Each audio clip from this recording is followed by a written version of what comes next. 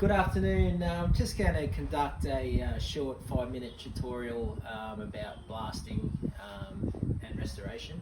There's a number of different ways restoration can be taking place. We can either do the full strip down method as seen here on the rotisserie. This vehicle here is a 1977 XC Falcon. It's 45 years old, so over the years, if you can come around and have a look, we see a lot of surface rust and some heavy rusting areas, as well as dirt, grime, corruption. Just have a bit of a think about, if you're trying to save some money, you're a budget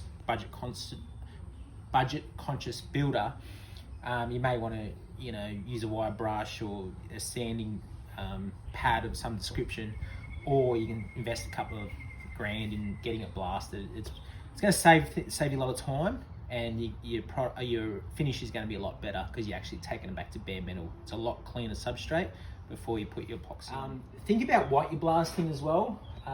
There's some areas where a gauge of steel is quite thin, i.e. turrets, your skins of your boot and your skins of your boot lid. What can happen is they can warp, and then it creates a lot more work because you've got to actually straighten your panels up.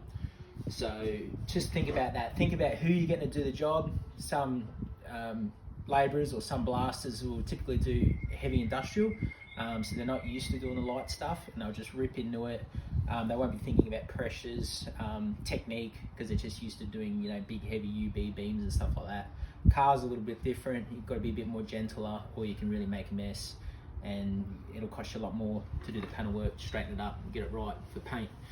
This vehicle here is mounted on a rotisserie. A lot of people get a little bit wrapped around the axles in how to mount the vehicle on a rotisserie. There's no real right or wrong method. This method we used here is we simply used the mounting points of an engine crane with a spare one lying around. So we pinched that, and we just drove some bolts into the factory bumper mounting position.